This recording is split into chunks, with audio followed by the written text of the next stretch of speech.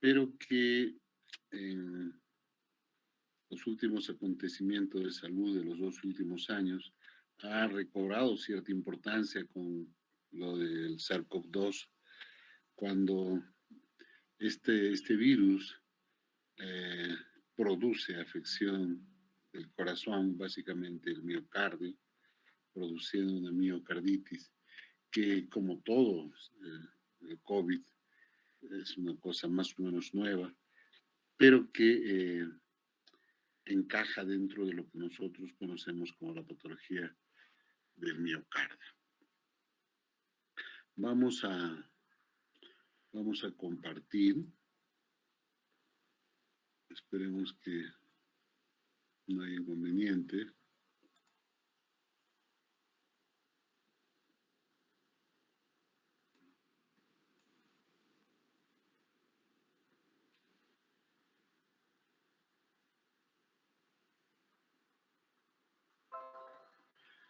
¿Están viendo, chicos?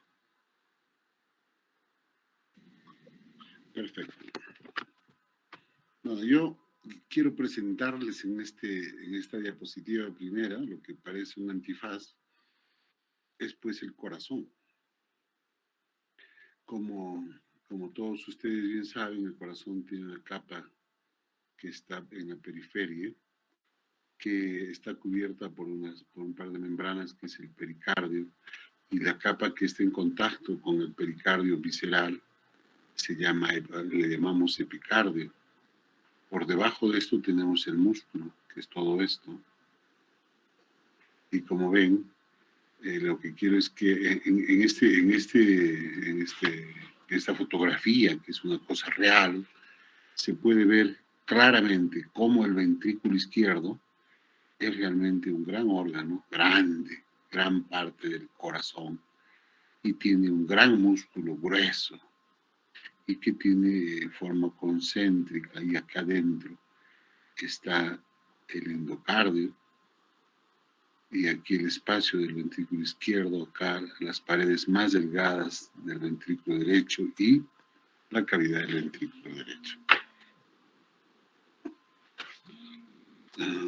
Discúlpeme, hay una llamada que no sé. Voy a contestar, no me corten, por favor. Aló. Aló. ¿Aló? Buenas noches. Sí, Buenas noches, te saluda Maita. Hermano, por favor, en una hora, estoy en clases, por favor. ¿Ya? Claro. Gracias, gracias.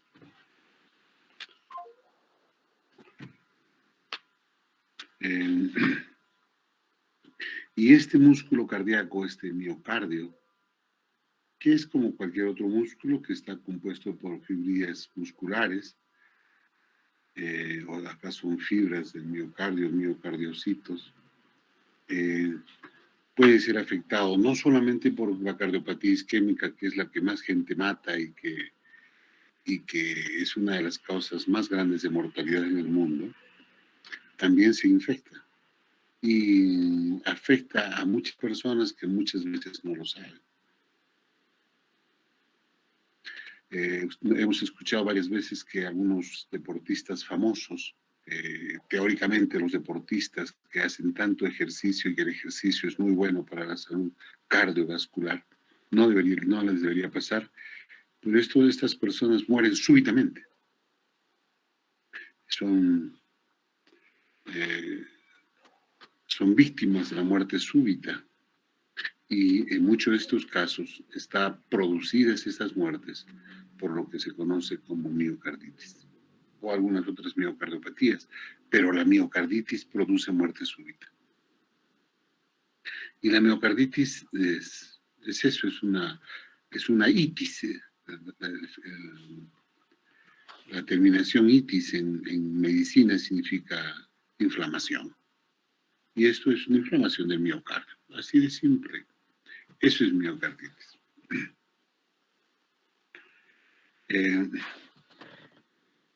Estas son las fibras miocárdicas. Y la miocarditis, pues, es una enfermedad inflamatoria de este músculo y que generalmente es producido por virus o por los efectos después de la infección de virus. Algunos parásitos también lo infectan o infestan. Y las respuestas inmunomediadas. Hay bacterias, hay otros microorganismos que también lo afectan. Acá en esta otra figura están viendo las células inflamatorias que están alrededor de las fibras musculares, que difieren perfectamente de lo que es esto, un músculo sano, a lo que es un músculo inflamado. Esta inflamación del miocardio, esta afección del miocardio, pues produce una alteración de la función, o sea, una disfunción del corazón, una disfunción miocárdica, y generalmente afecta a ambos ventrículos. Pero eso significa que va a producir disfunción ventricular de los dos ventrículos, o sea, una insuficiencia cardíaca. Una insuficiencia cardíaca que puede afectar al lado izquierdo o al lado derecho. Puede, les decía hace unos minutos, que puede producir muerte súbita o puede dejar como secuela una dilatación del corazón, una dilatación del músculo cardíaco, que no solamente está dilatado, es dilatado, que no funciona, que no se contrae y que se queda como una bolsa inútil que no sirve para los efectos de la bomba del corazón. El diagnóstico de esto pues no es tan simple, pero con los datos clínicos y con una resonancia magnética se puede presumir del inicio de esta enfermedad. Sin embargo, para hacer diagnóstico de miocarditis, ahora más dentro de poquito vamos a ver la clínica y todo lo que se debe hacer, pero actualmente y desde hace ya bastantes décadas todavía se mantiene como estándar de oro la biopsia endomiocárdica para el diagnóstico de la miocarditis.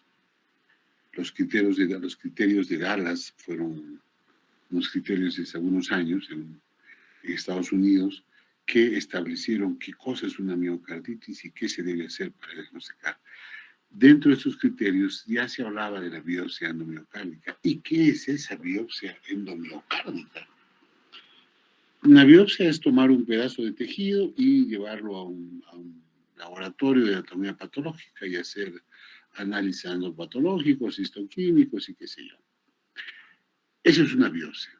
Pero esta es una biopsia endomiocárdica. ¿Qué quiere decir? Que está tomado de la parte interna del corazón. No es lo mismo pues tomar una biopsia de la piel o lo que está debajo de la piel, por ejemplo, en los huesitos de los dedos. No es lo mismo tomar una biopsia incluso del hígado, que es complicado, que es difícil, pero no tiene la misma gravedad, o sea, la misma trascendencia de tomar una muestra desde dentro del corazón. Por eso, la biopsia endomiocárdica, que es el gold estándar para el diagnóstico, no se realiza pues en todas las personas que sospechamos de miocarditis, ¿no? No es como tomar una muestra de esputo o una muestra de orina. Es tomar un pedazo de músculo del corazón desde adentro del corazón. Cortar el corazón, sacar un pedazo y sacarlo, entrar dentro del corazón. Eso lo hace un tanto complejo, ¿no? ¿Qué hacemos? ¿Qué ganamos con esta biopsia endomiocárdica? Es buscar cuál es la causa de esta inflamación, si es una infección o no, y si es infección, si es por virus, es por bacterias, por parásitos y por qué, ¿no? Sin embargo, muchos pacientes no son diagnosticados a tiempo y fallecen sin diagnóstico. Y cuando se realizan sus autopsias, se descubre pues que este paciente había tenido una miocarditis. Y generalmente estos pacientes habían muerto súbitamente, de muerte súbita. Muerte súbita es al paciente bien, es como dice la gente, no, muerto mi padre, lo han matado, el médico lo ha asesinado, estaba bien, ha entrado caminando y se ha muerto. Eso es muerte súbita. que aparentemente está bien y ¡pum! Se muere de la nada. Eso es una muerte súbita. Les decía que esta enfermedad puede dejar una secuela permanente que se llama miocardiopatía dilatada. Se ha detectado histológicamente en el 10 a 20% de casos de miocardiopatía dilatada, se ha detectado que hubo miocarditis. O sea, la miocarditis puede ser causa o es causa de un porcentaje importante de pacientes con miocardiopatía dilatada. Esta dilatación casi inútil al corazón, que lo hace casi inservible, ¿no? Y que algunos, si no se mejoran, tienen que entrar a un programa de trasplante, ¿no? Y lo peor es que no existe un tratamiento estándar para la miocarditis aguda. Entonces, la cosa se pone un poco color de hormiga, pero cada día se descubren cosas nuevas, cada día se avanza con la ciencia y se puede intentar mejorar esos problemas. ¿Qué dice la Asociación Americana del Corazón respecto a la miocarditis? Dice, en el sentido más amplio, miocarditis es cualquier enfermedad inflamatoria del miocardio. Cualquier enfermedad inflamatoria. La inflamación puede ser causada por efectos físicos, químicos, biológicos, cualquiera de esas cosas que producen. Eso es miocarditis. Pero la causa más común de la inflamación del miocardio son las causas infecciosas. Y dentro de las causas infecciosas, la más común son los virus. Entonces, en la histopatología de la miocarditis se encuentra, o sea, viendo qué cosa es la miocarditis, ya teniendo una muestra de biopsia miocárdica o endomiocárdica, lo llevamos al microscopio en un laboratorio de anatomía patológica. ¿Y qué es lo que vemos? Vemos inflamación del miocardio. Ya sabemos que es inflamación del miocardio, pero ¿cómo lo comprobamos? Porque vamos a ver degeneración miofibrilar junto con un infiltrado intersticial linfocitario. Eso nos demuestra que esta inflamación afecta al miocito, y no solamente al miocito, sino también al intersticio, y además también afecta a los pequeños vasos del sistema de conducción. Afecta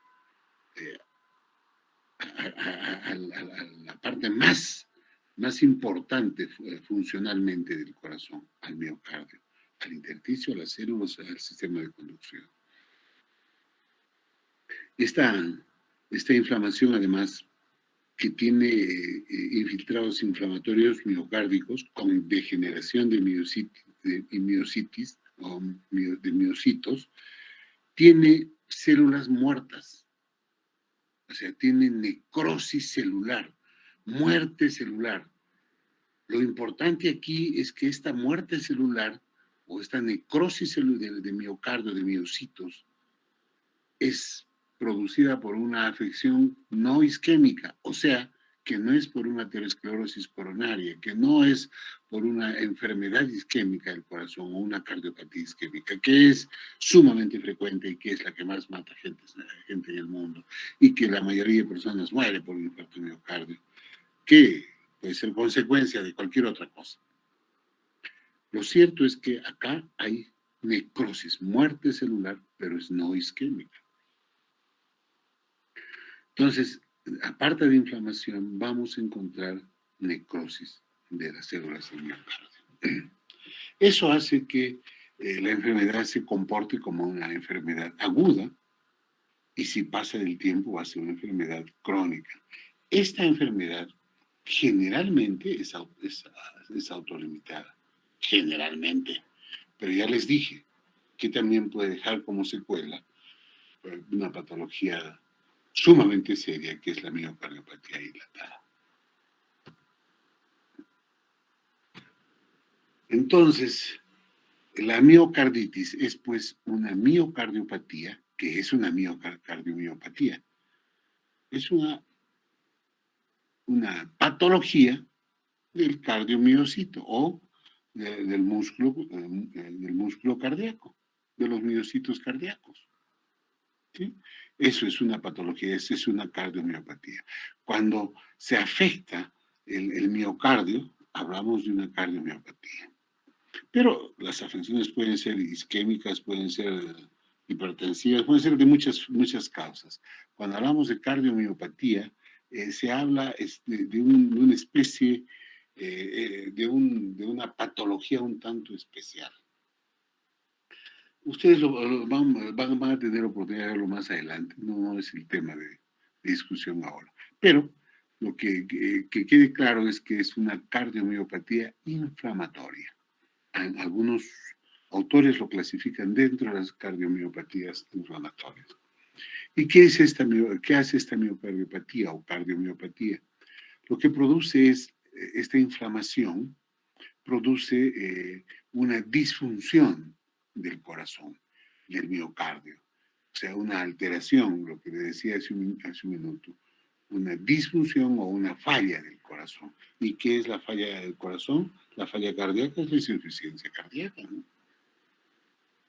Esta cardiomiopatía inflamatoria se ve comprometida dentro de la patogénesis, dentro del origen de la cardiomiopatía dilatada que les estaba mencionando. ¿Y qué es la cardiopatía dilatada, la miocardiopatía dilatada?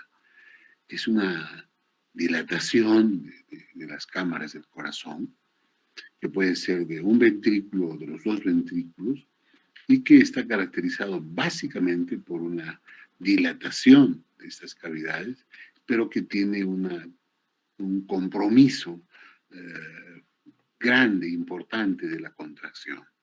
No solo se dilata, sino que se estira como un elástico que se vence, que ya no se puede estirar más, que está sumamente estirado y que no funciona como elástico, ya no se puede contraer. Eso es lo que sucede con la miocardiopatía dilatada. Lo importante es que acá hay que diferenciar de que esta cardiomiopatía no es producida por la cardiopatía isquémica. Y eso es importante y hay que saberlo diferenciar, porque la cardiopatía isquémica en algún momento produce dilatación del miocardio. Y muchos podrían decir, si es dilatación, es una miocardiopatía dilatada. Pero cuando se habla de cardiopatía isquémica ya no se lo considera como miocardiopatía dilatada, sino es parte de la cardiopatía isquémica. Por eso les decía, es una patología del corazón un tanto especial, que no forma parte de la cardiopatía isquémica, que no forma parte de la cardiopatía hipertensiva, sino esta dilatación es por otras causas.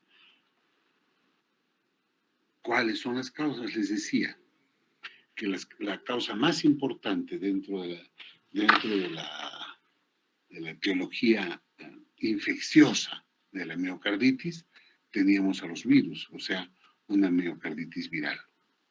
Y que después de los virus se produce un estado autoinmune, un estado inmunitario que daña al propio corazón. Entonces se habla de una miocarditis autoinmune. Una miocarditis que solamente puede ser viral o que después se produce un estado de autoinmunidad inflamatoria que produce daño al propio corazón, y es la miocarditis autoinmune, o cuando se mezclan las dos, cuando la miocarditis es viral e inmune. ¿Y cómo podemos diferenciar estas miocarditis? Primero, para yo decir que tiene miocarditis, debo tener evidencia histológica de miocarditis, ¿no? La inflamación miofibrilar con necrosis celular y con compromiso del intersticio y de los vasos del sistema de conducción, que se llama, ¿no es cierto? Y que cuando le hago una reacción en cadena de la polimerasa, o sea, esta prueba molecular se ha hecho tan famosa durante el SARS-CoV, la pandemia con el SARS-CoV-2 o COVID-19, este PCR da positivo a un virus. Entonces ahí yo puedo decir, hay inflamación y hay un virus, es una miocarditis viral. Sin embargo, cuando yo tengo evidencia de la miocarditis histológicamente, pero le hago un PCR y no encuentro virus, pero encuentro en las pruebas serológicas anticuerpos cardíacos séricos, como puedo encontrar, o a veces no, pero generalmente si se encuentra, estoy hablando de una miocarditis autoinmune. Y eso se puede encontrar en algunas enfermedades como de muchas partes del cuerpo, pero que afecta al corazón, que afecta al miocardio, como por ejemplo la tiroiditis de Hashimoto o la enfermedad de Graves que afectan a la tiroides, ¿no? Y que producen autoanticuerpos, y estos autoanticuerpos van a agredir el miocardio. Entonces, eso diferencia la miocarditis viral de la miocarditis autoinmune. Pero, si yo tengo histología positiva, tengo reacción en cadena de la polimerasa positiva y tengo anticuerpos positivos, ya, entonces es una miocarditis viral e inmune. Una mezcla de las dos. ¿Y quiénes son, les decía, que causan esta inflamación del miocardio? Dentro de las infecciones, las causas infecciosas que son las más importantes, les decía que también los más importantes son los virus. Y acá tenemos los principales virus que afectan al miocardio. Siempre se ha hablado del parvovirus B19V. Sin embargo, en los años 2019, más o menos se ha encontrado bastantes pacientes que con afección por herpes virus, el herpes humano, que no se había tenido en cuenta antes. Antes se decía, sí, se afectan básicamente el grupo Coxsackie y el grupo adenovirus, y que tienen un receptor ELCAR, que sé yo, que vamos a describir entre poquito, y esos son los principales. Pero ahora se ve que el parvovirus, el B19V, es sumamente frecuente, y el virus del herpes humano. El grupo Coxsackie, los otros de los adenovirus, que son enterovirus, los ecovirus, el poliovirus, el virus de la rabia, el virus de la parotiditis, el virus del sarampión. Todos estos virus pueden producir inflamación del miocardio, el virus de la gripe, de la rubiola, del dengue, de la chikungunya, el virus de la fiebre amarilla que tenemos aquí en nuestros valles y en la selva, en nuestro país, el virus de la fiebre hemorrágica, el virus de la varicela zoster, que es el mismo virus que produce la varicela en los niños, el citomegalovirus, el virus Epstein-Barr, el virus de la viruela, el virus de la hepatitis B, de la hepatitis C, el virus sincitial respiratorio, el virus de la inmunodeficiencia aguda. Y por último les decía, los famosos coronavirus, y entre ellos el SARS-CoV-2, el que produce el COVID-19, ¿no? ¿Qué va a producir? Se ha demostrado que afecta al miocardio y que produce miocarditis y que deja secuelas en el corazón. No tan graves, no sabemos qué va a pasar en el futuro, porque la historia del COVID-19 está recién en el tercer año, no sabemos qué va a pasar de acá a unos años. De acá a unos 10, 15 años vamos a tener otra expresión, tal vez. Pero lo cierto es que sí produce miocarditis. Esos son los principales virus que producen miocarditis. Les decía que también las bacterias y también las riquecias pueden producir miocarditis. Dentro de las bacterias, la brucela, el campylobacter, el Corynebacterium diphtheriae, el Clostridium perfringens, la Neisseria meningitis, la salmonella, la shigella, el Streptococcus pyogenes, el Staphylococcus aureus, la listeria, el vibrio de la cólera,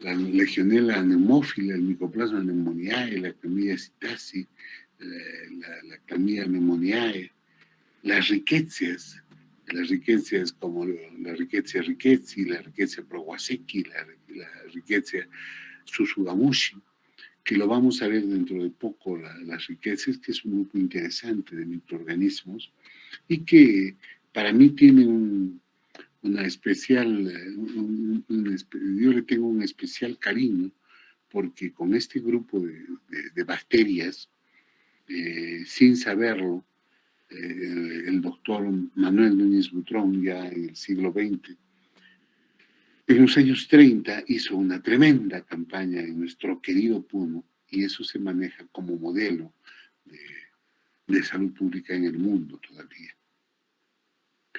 Bacterias como la Borrelia, son parientes de la Rickettsia, la Borrelia burgdorferi, que nos produce la enfermedad de Lyme, ¿no? ¿Se acuerdan? La Ehrlichia, la Coxiella burnetii, el Neuroplasma, por ejemplo. O sea, bacterias, riquecias, virus y también hongos como el Aspergillus, la Candida albicans, el Bacillomyces coccidioides imitis, el Cryptococcus neoformans o el Histoplasma capsulatum. Todos esos hongos también van a producir endocarditis. Entonces, miocarditis. No solamente pensar en virus, no solamente en bacterias, también hay hongos y también hay parásitos. Y dentro de los parásitos tenemos al Trypanosoma cruzi, que va a producir la enfermedad de Chagas, ¿no? Que yo quiero, por eso quiero hacer una exposición de Chagas, por dos razones, porque nos toca en este capítulo de la infectología ver protozoos, y el Trypanosoma cruzi es un protozoo, y además este parásito produce una miocarditis.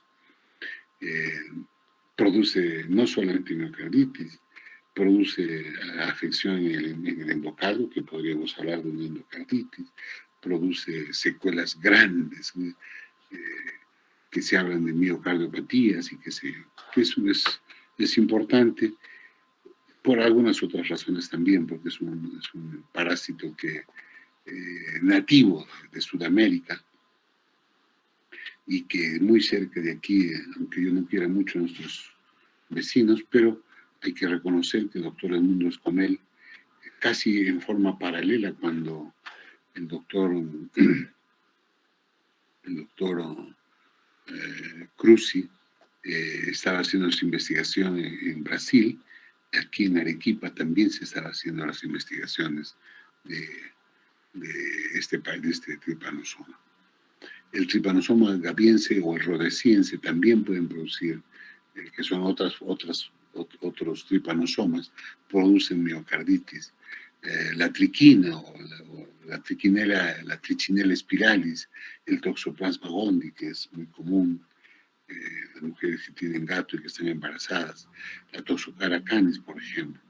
O sea, hay de todo para ver en la etiología de la miocarditis, hongos, parásitos, bacterias, virus.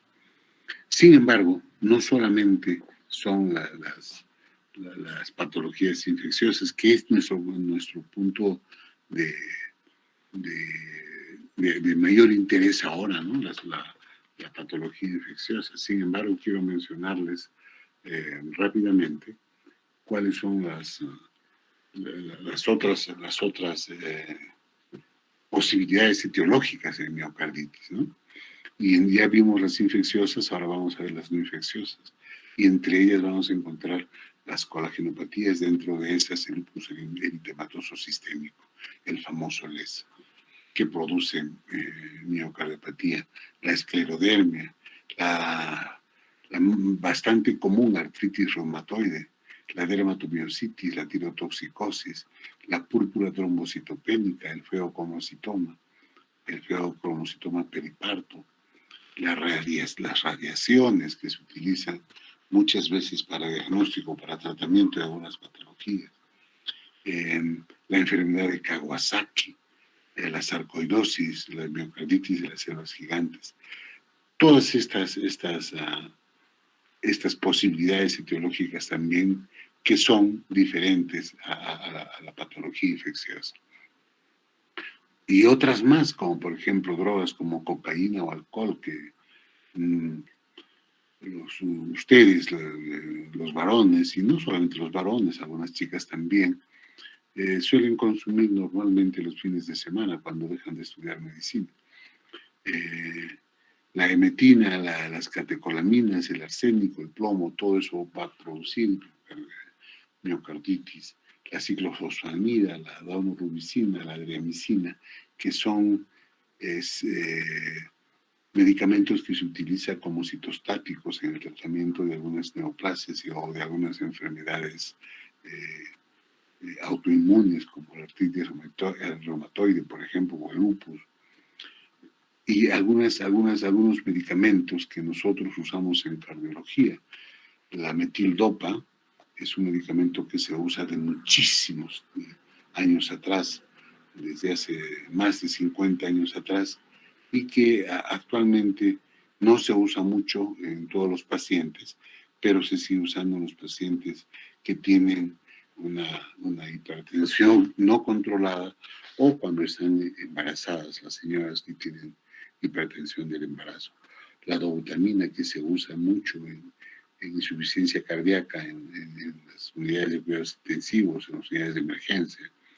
Estas dos drogas que se utilizan mucho en cardiología pueden producir inflamación miocárdica, o sea, miocarditis.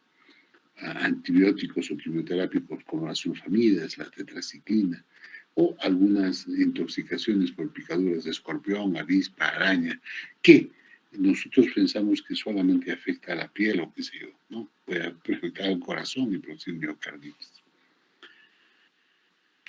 Entonces ya sabemos más o menos quiénes son, cómo se produce la miocarditis, cuáles son los agentes etiológicos, los biológicos y los no biológicos también. Sin embargo, hasta la actualidad, esta enfermedad en el ser humano no se ha podido describir muy bien cómo se produce. Entonces, lo que se ha hecho es tomar modelos en ratoncitos, en modelos murinos, y se ha visto que hay algunos virus, como el grupo Coxsackie y el grupo enterovirus, sugieren que el curso de la miocarditis viral se caracteriza por 3 fases. Primero, estoy siendo claro, estos son de modelos murinos, ¿no? Y se supone que algo parecido pasa con el ser humano. Aún no se tiene, no se puede afirmar que eso sucede en el ser humano, aún está en estudio. Entonces, primero, la entrada del virus en los virocitos está mediada a través de un receptor específico. Este receptor específico es un receptor para los virus Coxsackie B y para los adenovirus. Es un receptor transmembrana y se conoce como CAR, porque es Coxsackie adenovirus receptor. O sea, para los virus Coxsackie, para los adenovirus, es un receptor especial que está en la membrana de los miocitos y que va a pasar al interior del miocito, el genoma viral dentro del miocito. Los Coxsackies utilizan el factor de disminución de desviación y aceleración, el DAF, y las integrinas. Los adenovirus especiales a V-beta-3 y al alfa-beta, V-beta-5 como correceptores de esto. Se supone que cuando no hay este receptor para Coxsackie virus y adenovirus en los virocitos, la inflamación o la infección no se produce. Eso es una suposición, es una afirmación no comprobada, porque si solamente fuera así, otros virus no podrían producir. Y como les decía, se han descubierto en los últimos años en los años 19, en el 2019 se han encontrado muchos pacientes con miocarditis producida por herpes virus o el herpes humano. Y otros virus ya los hemos mencionado.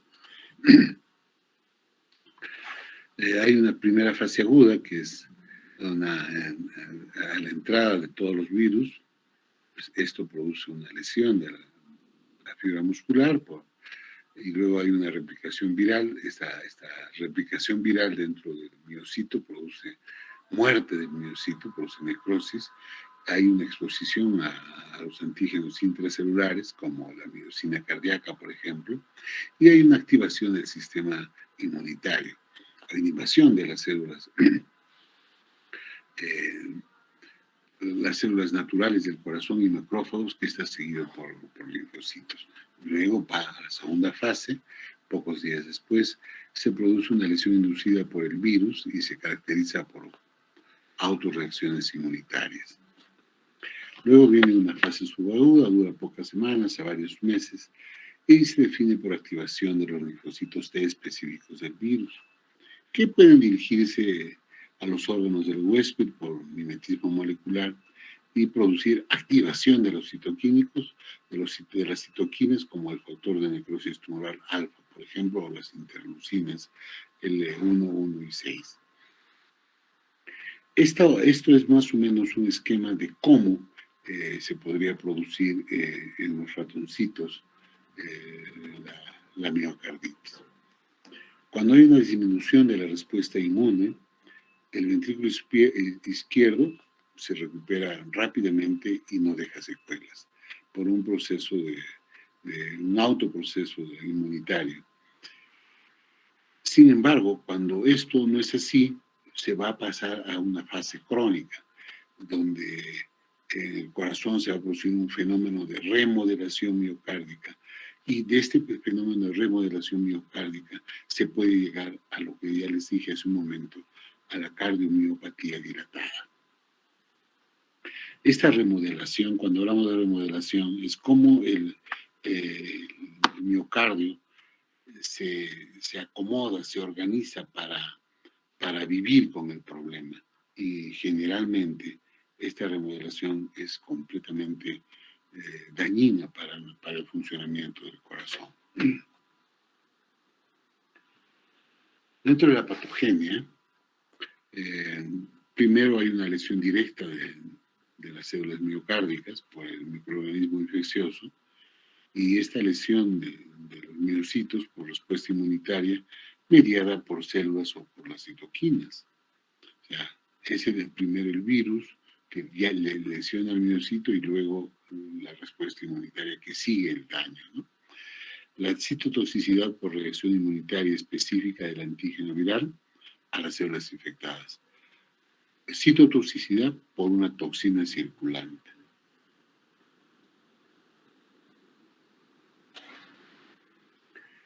Ya sabemos más o menos entonces cómo es que se produce esta inflamación del miocardio, y entonces ya está inflamado, ya está infectado, ya está enfermo. ¿Cómo vamos a diagnosticar? Les decía que la parte clínica es fundamental. Para todas las patologías en general, la clínica es mandatoria para los diagnósticos.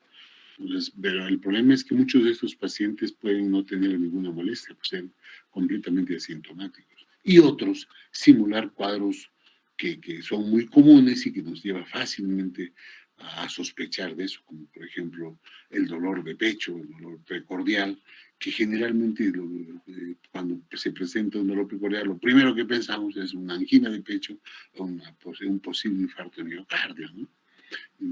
Se producen palpitaciones y hay unos signos de infarto de miocardio que nos puede llevar a confusión.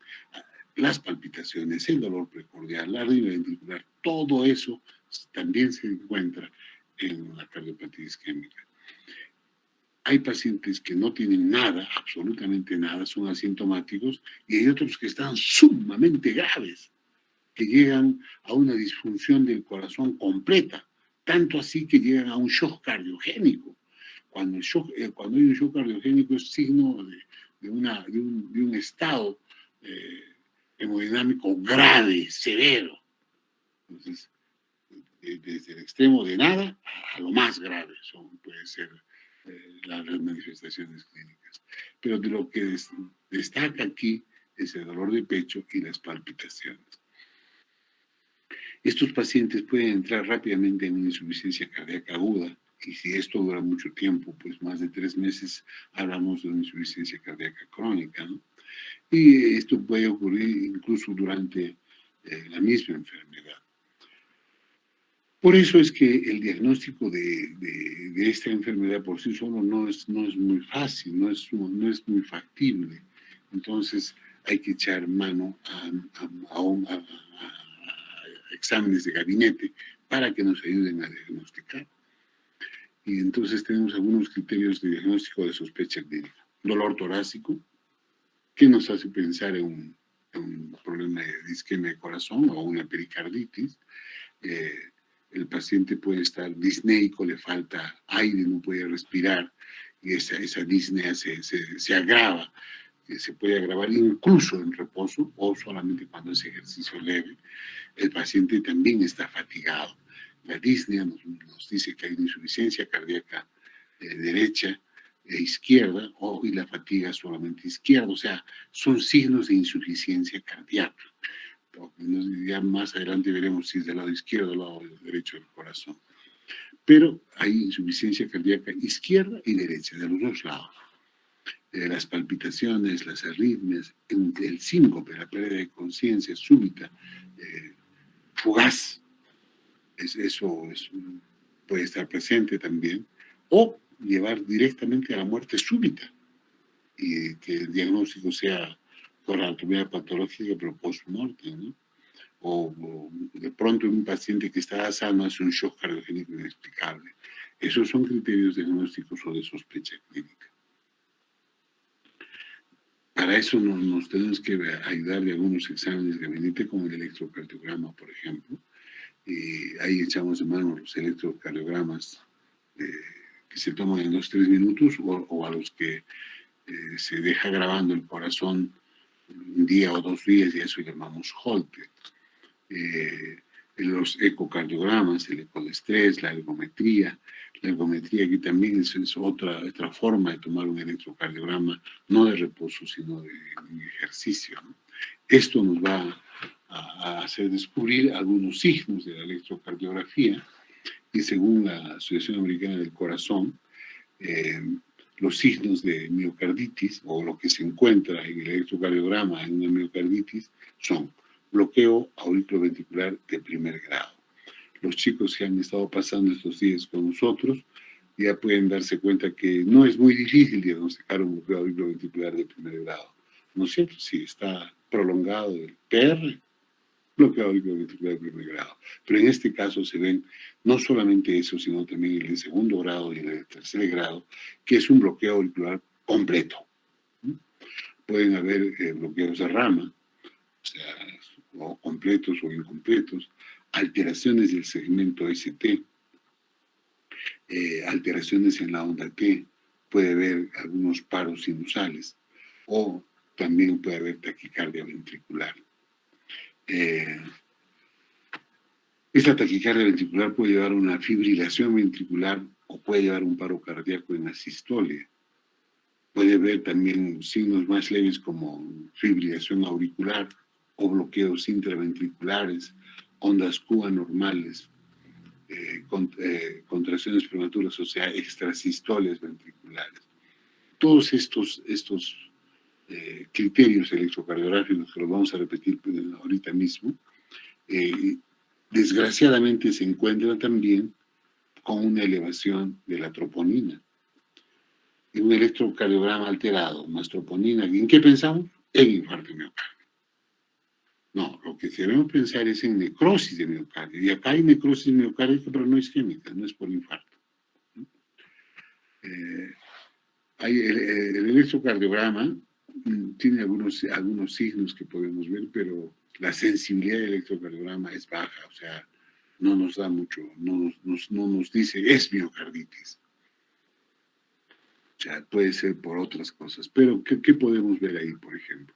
Alteraciones inespecíficas de la onda T, una elevación del segmento ST, como este, por ejemplo, que es cóncavo y sin cambios recíprocos en otras partes.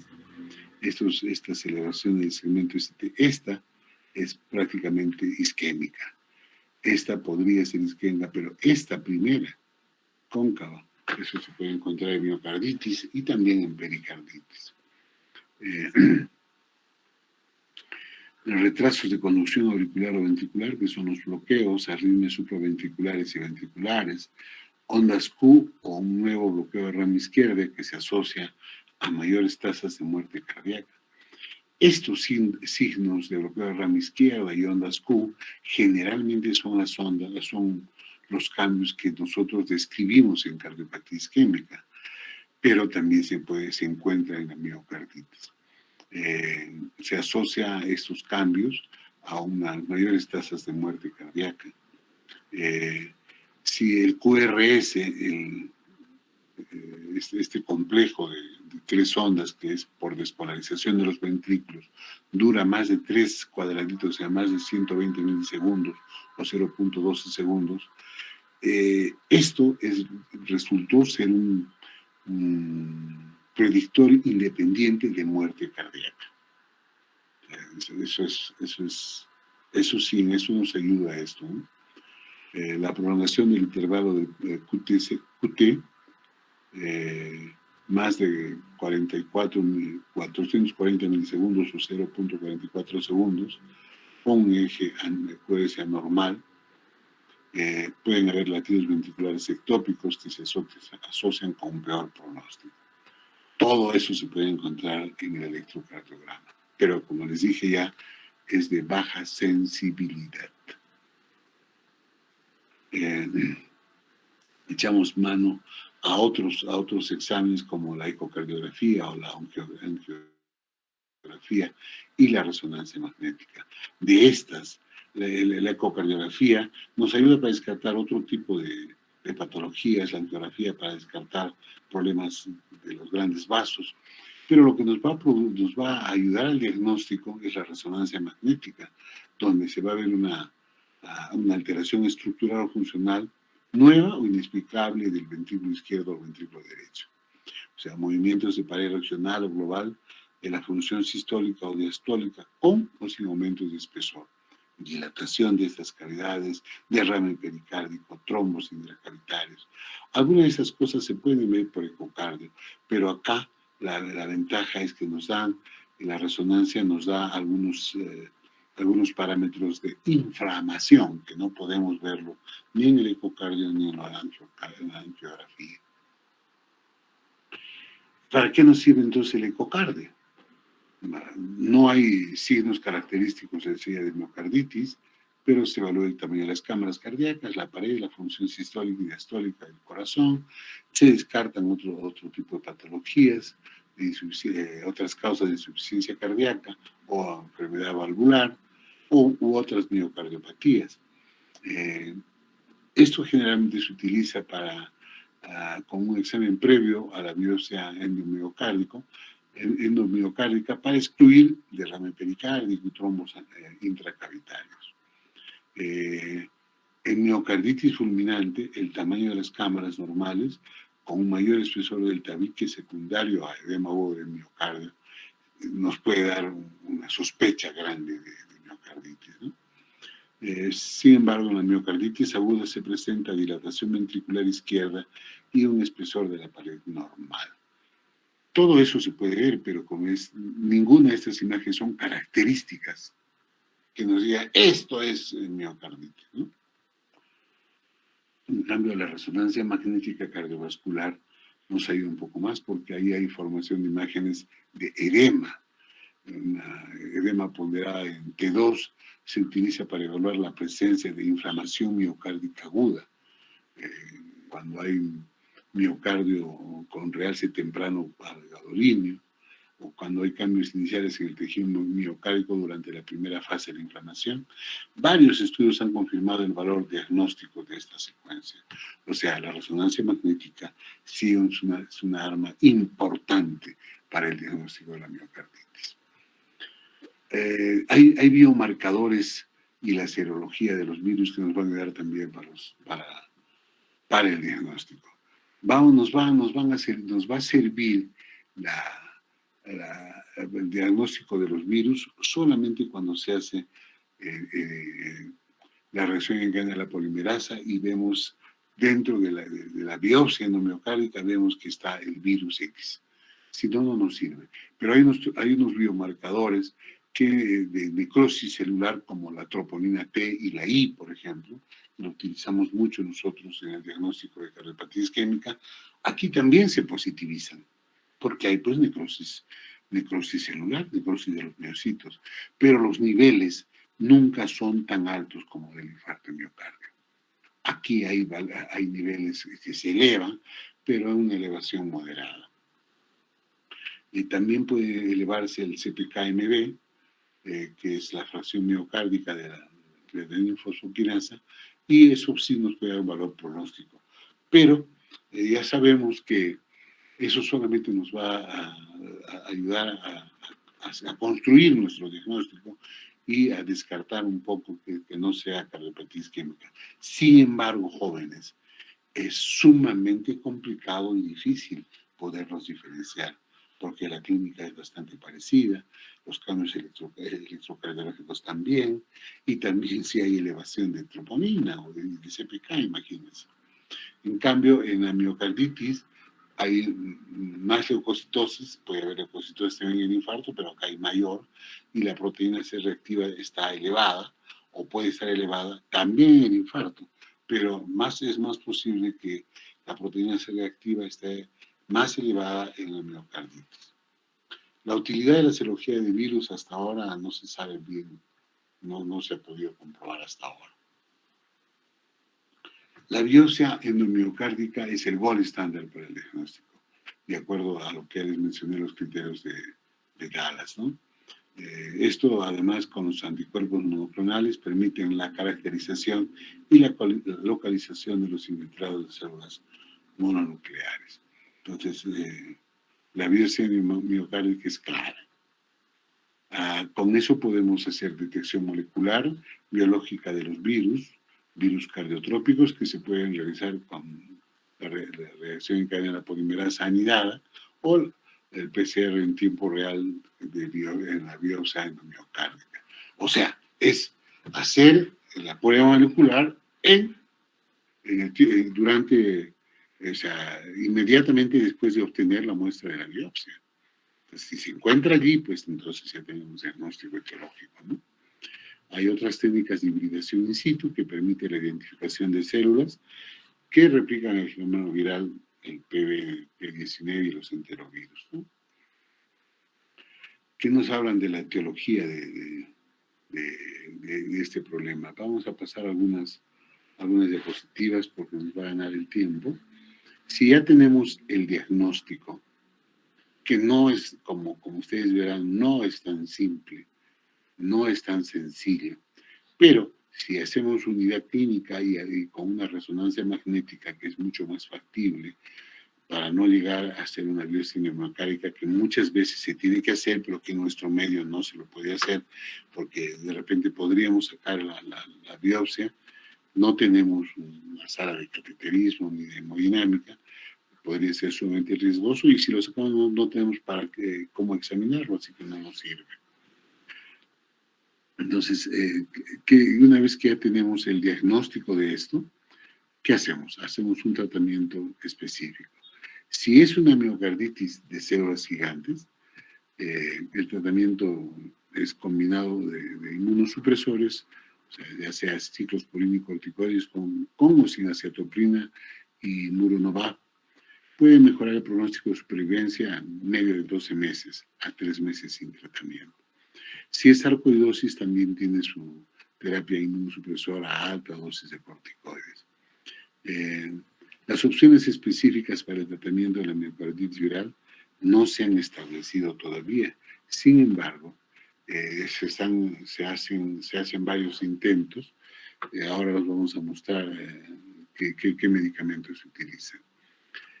Ninguna terapia específica viral ha demostrado que mejora la supervivencia. Esa es una gran limitante, ¿no?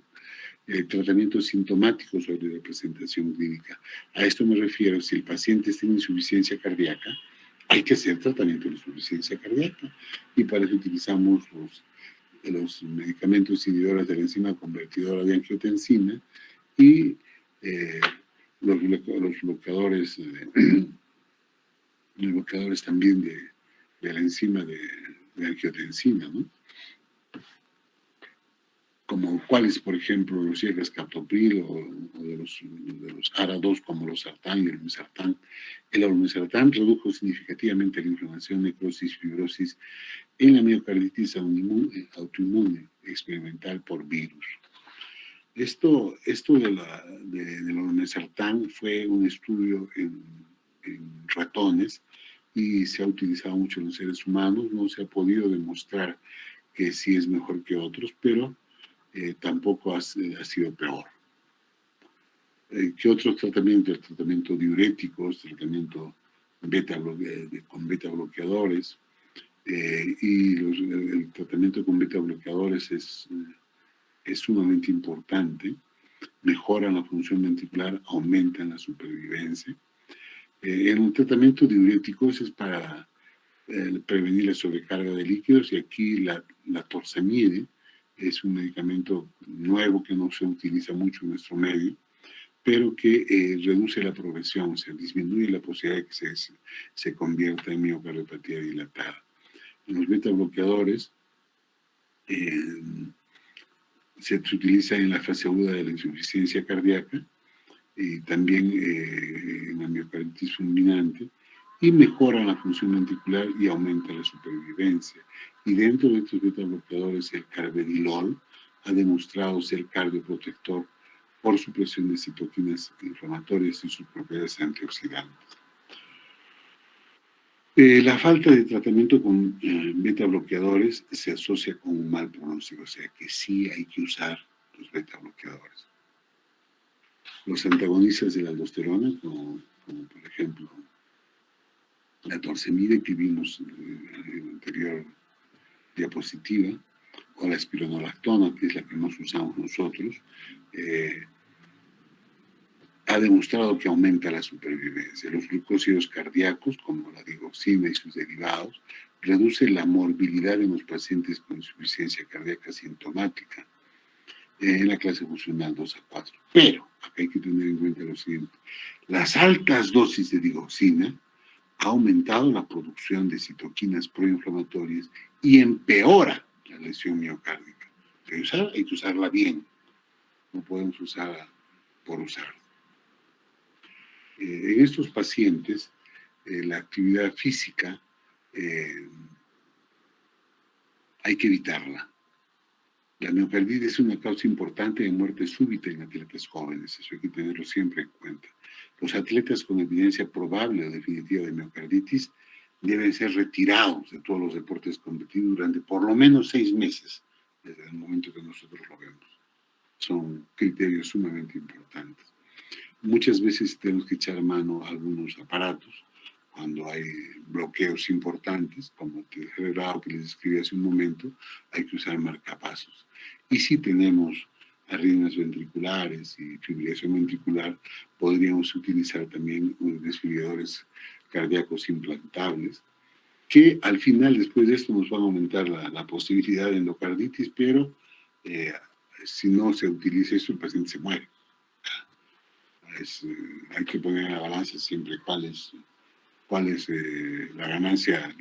La ganancia es mayor la salud o es mayor el periodo de muerte, ¿no? Hay algunos tratamientos que están en fase de investigación, a eso me refería hace un momento, el tratamiento con agentes inmunosupresores o inmunomoduladores o antiinflamatorios, así como la terapia de inmunoabsorción. Esto es, se utilizan corticoides, acetoprina, ciclosporina para los pacientes que tienen el compromiso inmuno de alteración de la inmunidad. El tratamiento con la inmunoglobulina, el tratamiento con la inmunoabsorción, estos tratamientos se están utilizando en niños con miocarditis aguda, todavía en fase experimental. Sin embargo, ya hay algunos avances y parecen ser prometedores. También se ha utilizado el tratamiento antiviral, el interferón beta, el betaferón, y de alguna forma esto nos da mucha esperanza. Sin embargo, como decía al principio, todavía no está totalmente demostrado. El pronóstico de estos pacientes con miocarditis aguda, cuando tiene una fracción de eyección del ventrículo izquierdo que está preservada, tienen un buen pronóstico. Pero en pacientes con miocarditis viral fulminante y compromiso hemodinámico, tienen un excelente pronóstico a largo plazo y son más propensos a experimentar una recuperación completa, siempre y cuando el soporte circulatorio farmacológico sea agresivo. Y si hay que utilizar alguna ayuda mecánica, hay que iniciar tempranamente en la fase aguda para que el paciente no tenga complicaciones mortales, ¿no? Y ahí hablamos de los pacientes con sarcoidosis y las de célula gigante que tiene pues su tratamiento específico, ¿no? En conclusión, la miocarditis es una enfermedad que no se diagnostican todas porque es complicado el diagnóstico. Y no está infradiagnosticado porque por una amplia gama de causas infecciosas, inmunitarias y tóxicas que llegan al miocardio y no los podemos diagnosticar. Los pacientes afectados pueden recuperarse completamente o llegar a desarrollar lo que se llama miocardiopatía dilatada o pueden producir un éxito letal y morir, ¿no? Ya sean por muerte súbita u otro tipo de complicaciones por insuficiencia cardíaca o por arritmia, ¿no? A pesar de los avances del diagnóstico, entender un poco la fisiopatología y el tratamiento, las estrategias todavía siguen siendo limitadas, todavía nos falta mucho por hacer. La terapia con inmunomoduladores y inmunosupresoras han sido eficaces en miocardiopatía inflamatoria. La terapia de inmunosupresión es beneficiosa para miocarditis aguda de células gigantes y sarcoidosis, y miocarditis aguda asociada con enfermedades autoinmunitarias. Eso es, jóvenes, lo que es miocarditis. Hemos llegado al final casi con el tiempo, así que espero que esto los estimule, como siempre les digo, a seguir revisando el tema. Chicos, mañana seguimos con las clases, vamos a ver pericarditis a las 8 de la noche. Buenas noches.